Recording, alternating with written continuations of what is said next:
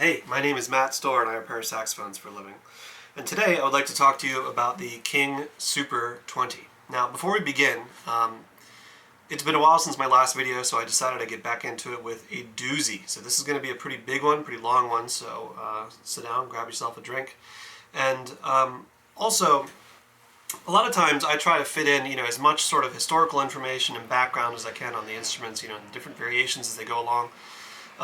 In the videos themselves, but the Super 20 is such a large subject. It's a lot like the Mark VI, which is interesting, actually, because it was the competitor to the Mark VI and one of the longest running, saxophone productions ever. Much like the Mark VI, they changed a lot over time, right? So there's an awful lot of different little variations and minutiae. And because they're valuable and prized instruments, there's people that spend a lot more time talking about the really small, specific little details than I will be able to, or even want to, in a video. So what we're talking about today is the repairman's perspective, because these are repairman's overviews. Now, I will get into some of the changes as they went along because they are interesting. But if you want to know when the neck screw design changed from the one with the washer to the one without it, honestly, I don't know. But you can probably find that online somewhere. So if you're interested in the history of the Super 20, I would encourage you to just get on Google and have at it, because there's an awful lot written about these instruments, more than I could ever possibly distill and put into a video.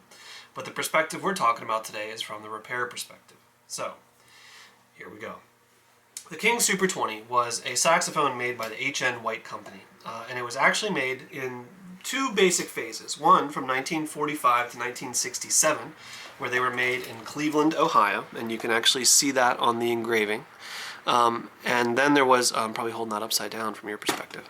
And then the second phase from 1967 until about 1998, actually, production was moved to Eastlake, Ohio. Now, those are the two main production eras. The Cleveland era is worth more and plays better and is typically built much better than the Eastlake horns.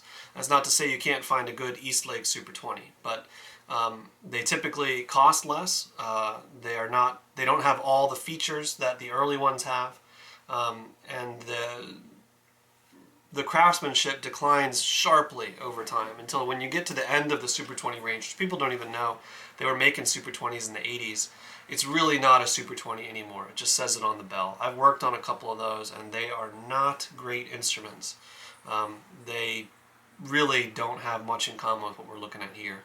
So what we're going to be talking about today, these are all Cleveland horns I'm going to show you. So we're mostly talking about stuff pre-1967.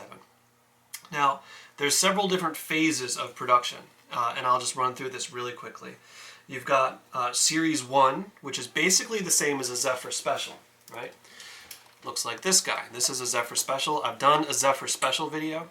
The differences from the Zephyr Special is the neck design of the octave key changes, but the neck itself seems to be the same. You can actually interchange Zephyr Special and Series 1 Super 20 necks, and they play basically the same, and they fit.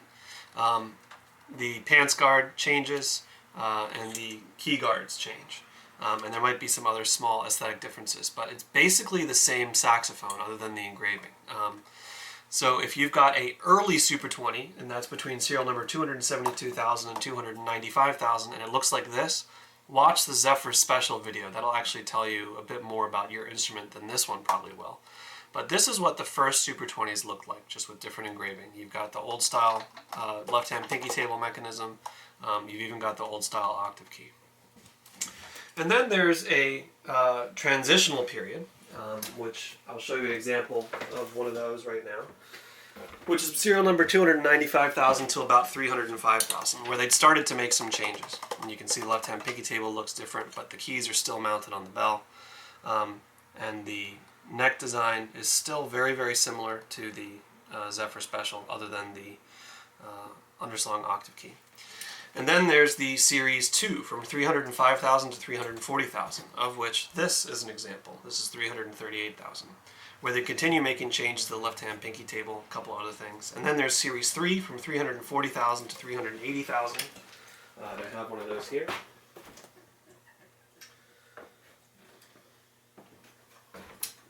Series 3, where they changed quite a few things. They dropped the pearls, the left-hand pinky table evolves further.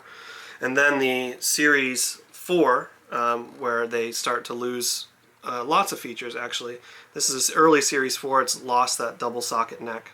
But I'll come back to that. And that goes from 380,000 to 426,000, which is when they do the move to Eastlake. So we'll go pretty much through production up to Eastlake. Now, more generally, the King Super 20 came standard with a solid sterling neck, solid silver neck, that stayed standard up until 340,000 serial number when it became optional. So after 340,000, sometimes you'll see brass necks, sometimes silver necks. They are most famous for having a sterling silver bell, which became an option around 295,000 serial number.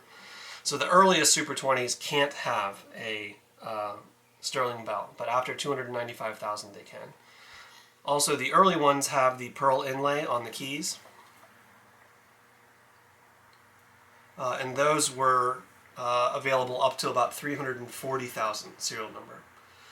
So if you're talking about if you want the sterling neck and the sterling bell and the inlaid keys, you've got a range between 295,000 and about 340,000 where you'll find those. And the serial numbers can be a little bit misleading because King was making other saxophones at the same time. The Zephyr was a concurrent model, and I'm not sure exactly what the numbers are, but I feel like they made more Zephyrs than Super 20s.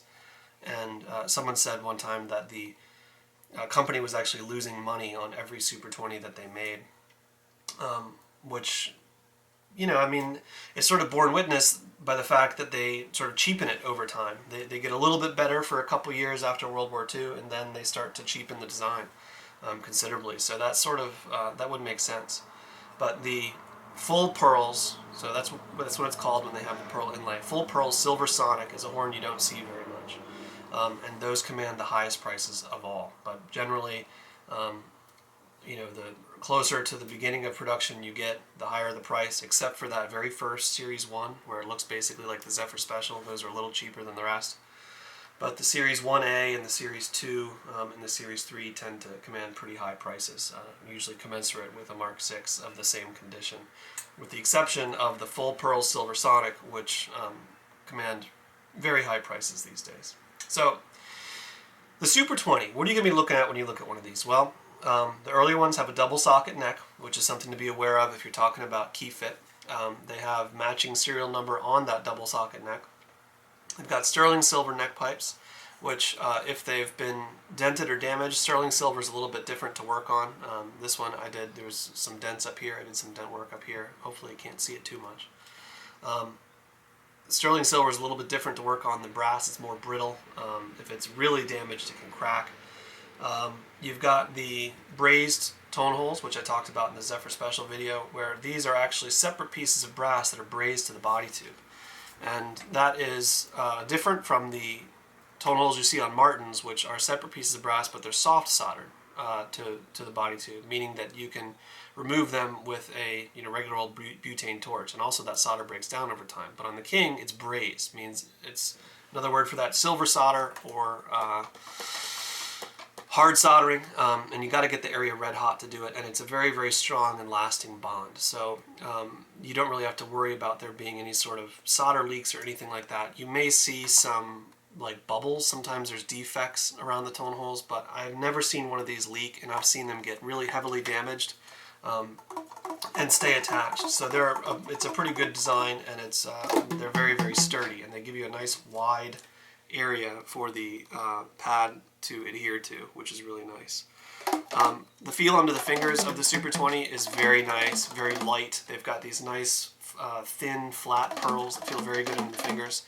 The octave mechanism, along with the left-hand pinky table and the octave mechanism, has some sort of, would you call it design flaws? Would you say that they're just overly complex? That can make them feel not as good as they can. You can see here, so if I take this neck off, you can see when I press this key that everything moves pretty quickly, right? This is a horn that I overhauled a while ago. And you've got this really complex mechanism here that has to be in perfect operating order. And I actually made a separate video just for this mechanism that shows you how to put this together. So I would highly encourage you taking a look at that. It's actually too big of a topic to fit into this video. That's why I made a separate video. But getting this operating correctly is a delicate job, but it's really necessary because this can, at worst, not even operate. But usually the octave mechanism on Super 20s feels really bad when it doesn't need to. Also, the left-hand pinky table on Super 20s changes over time. Basically, they started off by sort of grafting new shaped keys, right? So this looks a lot like a balanced action or a Mark 6, which they were competing with. So they took the old style pinky table on the Zephyr Special and the Super 20, and they made it look more like what people were used to with the Mark 6 style pinky table. And the way they did that is kind of interesting. So that is the Series 2. Let me get the Series 1A, the transitional one. Okay. So here's one of the first examples of where they were messing with the left-hand pinky table. This is kind of the first new design after the one that's on the Zephyr Special and Series 1. And you've got the, let's move the Zephyr Special in here so you can see. You've got the G sharp on the same rod here with basically the same design of how it gets actuated, except instead of the G sharp operating in an up and down attitude, they took this hinge tube that's here that the G sharp is on, and they moved it underneath here. So now the G sharp actuates that way. And the B and the B flat actually still basically work the same way. You've got the B and B flat on the body, and it still has these curved arms with the pearl rollers that are actuating it. Except instead of the B and the B flat sharing one really long rod, which is always problematic to have a long rod, they moved them onto separate pivot rods. So these are solid rods with pivot screws at the end. And then the C sharp is basically the same with just a different touch piece. The C sharp is on a really long rod down at the right-hand stacks, on the lower stack. So this looks quite a bit different, but it's actually very, very close in operation to the Zephyr Special and the Series 1 Super 20. But as time went on, they kind of kept messing with that, right? So you start to see some really strange things going on with the left-hand pinky table. Although from a player's perspective, it looks basically the same. The next series, so this is a Series 2 Super 20, this looks basically the same, right? But now this goes this way, and they've put the actuating arm on the front of the G sharp, and they've got this really long rod going all the way down here that the G sharp, the B, and the C sharp all share, which is quite unusual. What's going on there? Oh, just a light spring. So you've got this really long rod with these really long hinge tubes, and that's problematic to get to feel well. And also, if you've got key fit issues, that's pretty difficult. If you've ever had damage in here, if you've got this really long hollow tube, if it ever gets bent, that's very difficult to get straight and perfect again, right? And a lot of times, actually, if a long hollow tube like this one gets bent, you can bend it back, but it's very difficult to get it all the way. And then a lot of times people will use one of these, which mine is over 10 years old, and as you can see, it looks basically unused because I try to stay away from it. But this is a tubular file that people put inside the hinge tubes to like get down high spots or bends. And if that's happened, you're talking about taking material outside of the or out of the inside of the key, which is the operative area, right? So always check for damage on really long hinge tubes like you've got on the left-hand pinky table of a Super 20. And then the B flat on this one is on its own pivot up here. And it's rather complex. I mean, if you look at all the different shapes on this B, for example, you know, it curls around back here. It's kind of an unusual design, and you really get the sense that they were grafting this onto an existing design rather than thinking about it from whole cloth. which is why you look, at serial numbers. I mean, this is what? This is a 394,000. This is a 338,000. And then you've got a whole new design again. They've put the G sharp on the back end now, so it comes around the back here, and comes around the back on this side. They finally moved the C sharp off. They started doing that here, and then you've got the B and B flat now share this really long rod, and then the C sharp has been moved off by itself again. So again, you sort of get the sense that they really could never make up their minds. And the left-hand pinky table on the tenors is very similar, except sometimes they'll have, let's see, is this one of them? No. Instead of having one really long rod down here, they'll have a rod that goes this way that ends in a pivot, and then a rod that goes this way that ends in a pivot. So you've got like it's really hard to explain because it's just so complex. You've got a hinge rod that's attached by a solid tube that comes up here that is on two separate rods, and then the middle piece is being held on by pivots that are on the end of these rods. And it's like an overly complex and really kind of dumb way to set things up. And the result of that is that it can be rather difficult to work on. So the left-hand pinky table of a Super 20, if a repairman's doing their job right, then it feels fine. It looks fine and it feels fine to the player. But if it's been damaged, or if the person isn't very familiar with Super 20s, or if they're not being given enough time to set this up correctly, because it takes a lot more time than most other instruments, then that left-hand pinky table can feel pretty bad. But it should feel really light, really positive. All these designs, you can make them work well. It just takes extra time.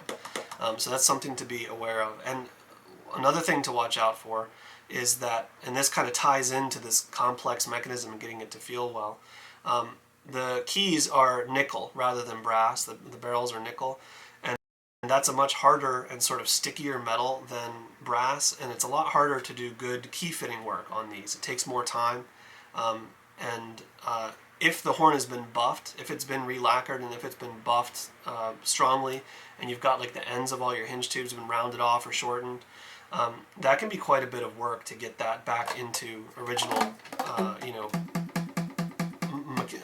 into its original mechanical state of being tight and free of any play. And especially once you get into these bizarre mechanisms where you've got a hinge tube and then a solid tube and another little piece of hinge tube here, those can be difficult to get to feel well. So if you have an instrument, if you have a Super 20 that's been messed up, you better take it to someone who really knows what they're doing, and expect to pay more to get one of these mechanically overhauled than you would most other instruments, because it just takes forever to do really good key work on nickel keys. So that's part of the evolution that we've seen there of the Super 20. And you'll also notice this one has a single socket neck, right? So this is 394,000, and you've got a single socket neck here. But then if I go back to 385,000, then I've got a double socket neck again, although this one doesn't have a serial number. So they were really changing an awful lot of things as they went along. And again, to find all the list of those changes, I would highly recommend that you actually read up on that on Google. But one of the things that is interesting is that this one has got a 385,000 serial number. Around 380,000 is when what people say, Series 3 production ended. But this, to me, with the double socket neck, is much more a Series 3 than it is a Series 4. So it really depends on, especially once you get into those ranges where the series are overlapping. They made changes bit by bit. It's not usually like, oh, this one's this way and then this one's completely different. So, if you're buying a horn sort of on the margins like that, take a close look at it physically to see what it matches up with. If someone were to sell this, I'd say that they should probably call it a late Series 3.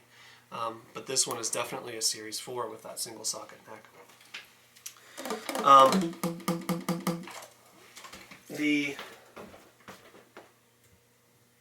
pearl inlays on the keys that you see here, were standard for a while and then they went away. The thing to watch out for with these, and I've actually got a video where I show an extremely clean horn where I take these off. These are screwed on from the bottom. I'm not sure if you can see the screws there underneath, but these are screwed on from the bottom, so you've actually got mother of pearl that is threaded and tapped, and then they lacquered over it. If a Super 20 gets re-lacquered, a lot of times you'll see these are really, really worn down. Resist the urge to try and take them off. If they've been heavily used, a lot of times they're just going to crack as soon as you try and take that off, and it's basically impossible to get replacements, especially for like these really fat rollers. I haven't been able to find mother of pearl that's thick enough in all dimensions to do the large rollers, especially on tenor, like you see here. These rollers are really enormous, and it's hard to find mother of pearl that size. So be very careful with the inlay.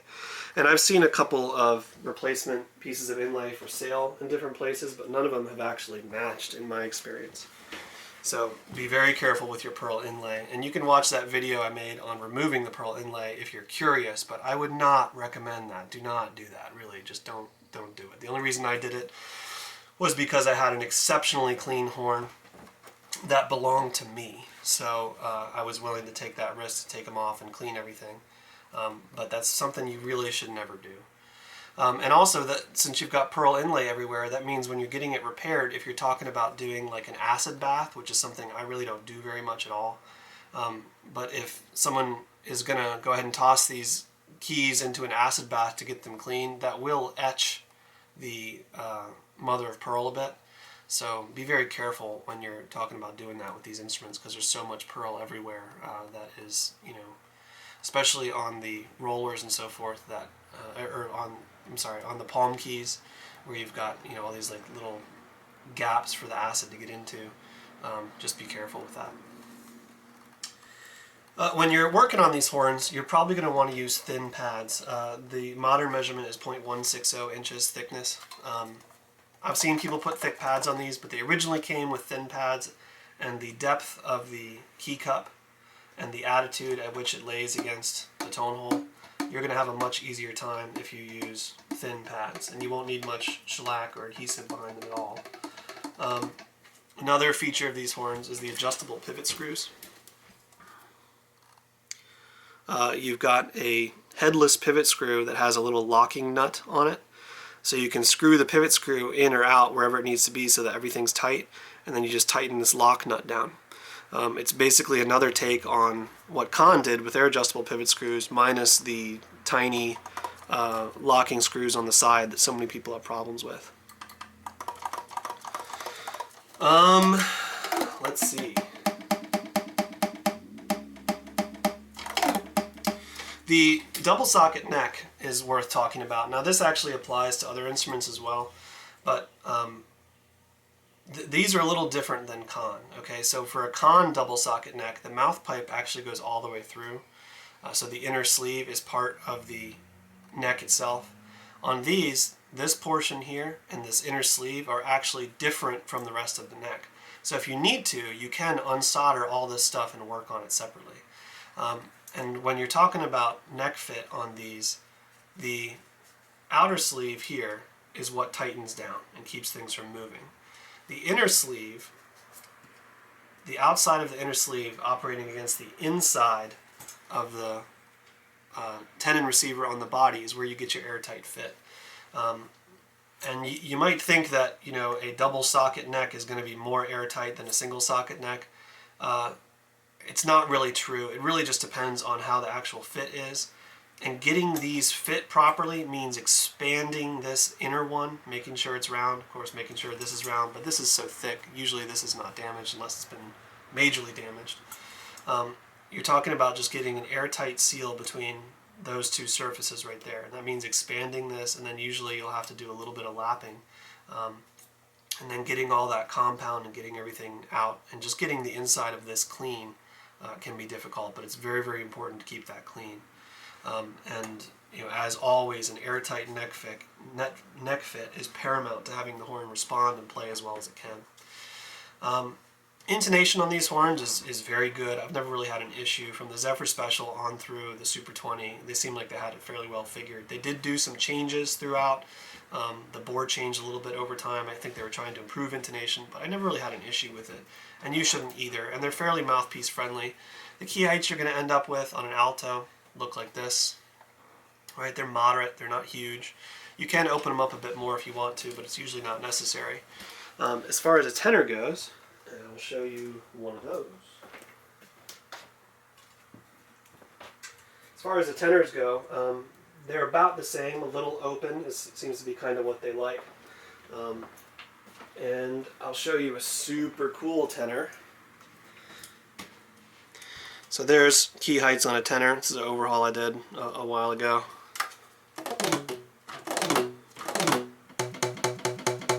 So this is a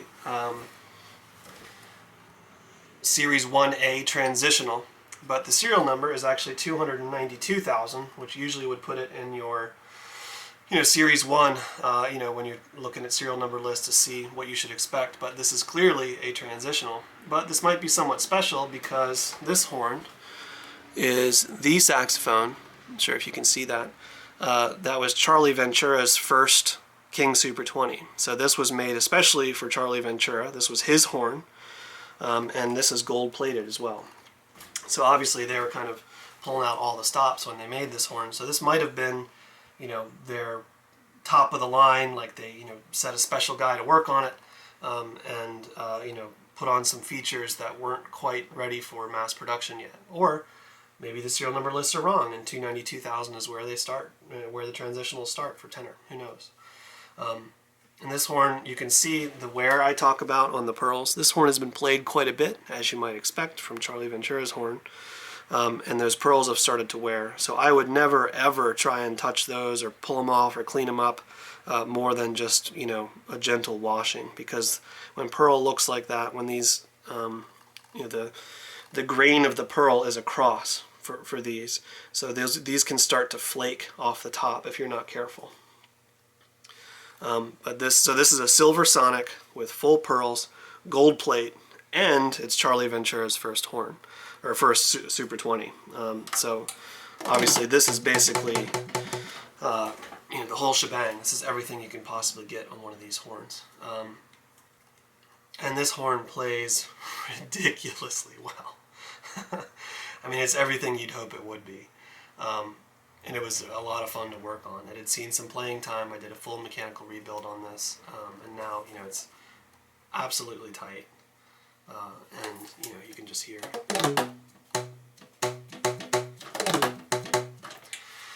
So that is the King Super 20.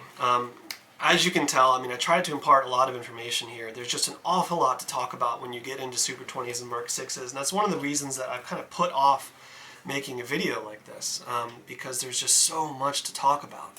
And I'm not sure whether this video is actually really very understandable or cogent, but hopefully you've gotten something out of it, and hopefully you enjoyed seeing Charlie Ventura's first King Super 20, complete with gold plate, silver sonic, full pearls, tenor. And yeah, I think let's see if I covered everything. I gave you the series, I gave you the let's see, the Silver Sonic started, so let's see if I told you the Silver Sonic option. So the Silver Sonic is the Sterling bell, which actually, let's see if I can find this ad real quick while I'm talking.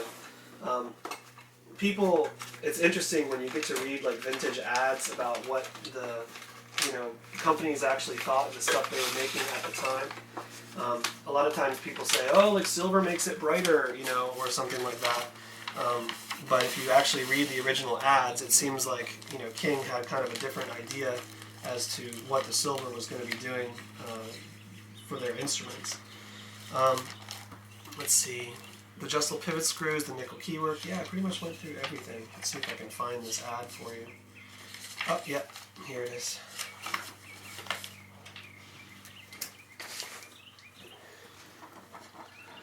And if you've got it on 1080p, you should be able to pause that and be able to see. But what will a King Sterling Silver Bell do for my sound? And they did it on their brass instruments as well. But it says, Sorry about the bad edit there. My camera actually overheated. So it says, you'll find the sterling silver sound richer, slightly darker. You'll hear more overtones. Your sound projects farther with less effort. So according to King, it made it slightly darker. But a lot of times you hear people say that it makes it brighter. I think that's because people are mostly talking about what they see versus what they understand about acoustics. When people say silver plate sounds brighter, is that because silver is a brighter color? The thing that really matters is the internal dimensions and how the horn is set up. I think that everything else being equal, which I've had a chance to test maybe once or twice, where I've had like the same horn, a couple serial numbers apart, both in fantastic original condition, one's lacquer, one's gold, and I overhaul them both with the same pads, same resonators, same key heights, all that sort of stuff. They sound basically the same. I think you've got a better chance of changing your sound, changing from one reed to the next than you do whether it's silver or gold plate. So the silver bells are really cool, but I'm not certain that you're going to be really hearing the difference of the bell as much as you are going to be hearing the difference in that particular horn and the life it's led since it was made, in 1950 or whatever. And then obviously the overhaul that's on it, because we're not playing these horns straight out of the factory anymore. And a lot of times that's what people are judging. They say, oh, Kings play this way or Cons play that way. It's like, well, how many have you played and who did the overhaul? Because what you're really playing at this point for vintage horns is the overhaul. And if the overhaul's good, then it gets out of the way, and then you start playing the horn. But a lot of times what you're actually playing these days, unfortunately, is the overhaul or the layers and layers and layers and layers of play condition work that's been done over the past, half century. So anyways, oh yeah, and I think I've actually got one more horn I didn't show you. So here is another Silver Sonic full pearls tenor, and you can see a bit better the gold inlay on the bell inside the engraving, which is just beautiful. And again, that's one you don't see too often. Oh, and also this is kind of interesting. See the right hand D, how the pearl's just off to the edge here on this one with, it's plain. And then on this horn, you've got this big arm there. So I'm not sure what, if anything, that means, or if that's just a further indication that this horn was kind of, almost prototypical, where they made it for Charlie because, Charlie's Charlie, and they wanted to have the horn in his hands, and they maybe put some features on it that weren't quite ready for prime time yet, or weren't quite approved to be put on production.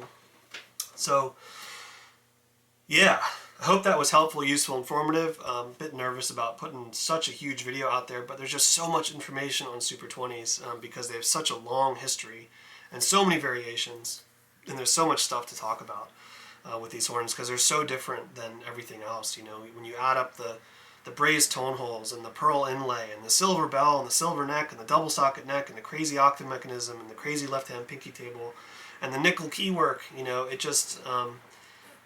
they're a very different saxophone, which is really cool because, especially at the time they were being made, Kahn was on the way out, Bisher was on the way out, Martin was still going strong, but they were making a horn that was really kind of last gen compared to the Super 20 and the Mark 6, which was being made at the same time. So it's really cool to see what is basically the last American horn that could compete with the Mark 6 being something so cool and something so unique and something so beautiful. I love Super 20s, as you can probably tell. It's very rare for me to have this many in the shop at once, and this is really a temporary thing. I just happened to have a couple of them that I overhauled years ago come in for checkups. A couple people that are local to me let me borrow some stuff. I own one myself right now, in addition to the Zephyr Special, that 305,000 serial number 1 I showed earlier. I'm going to overhaul and sell. So I figured now is the time to do it, and hopefully, and I got to give a bunch of these horns back. So hopefully you found this useful, even though it's definitely rambling and longer than a TV show at this point. My camera actually overheated. So my name is Matt Stohrer. I repair saxophones for a living. If you have any comments, questions, suggestions, requests, please feel free to get in touch. You can contact me by leaving a comment here on YouTube. You can go to my website, which has my email and my phone number. I pick up the phone during the week if you want to talk saxophone, if you have questions, anything I can do for you. my goal with all this stuff that I do is just to make the saxophone world a better place for all of us, because there are so many vintage horns out there that are deserving of your attention and your love, and to be, played and to make music again. So hopefully this helps in that endeavor. Thanks for watching.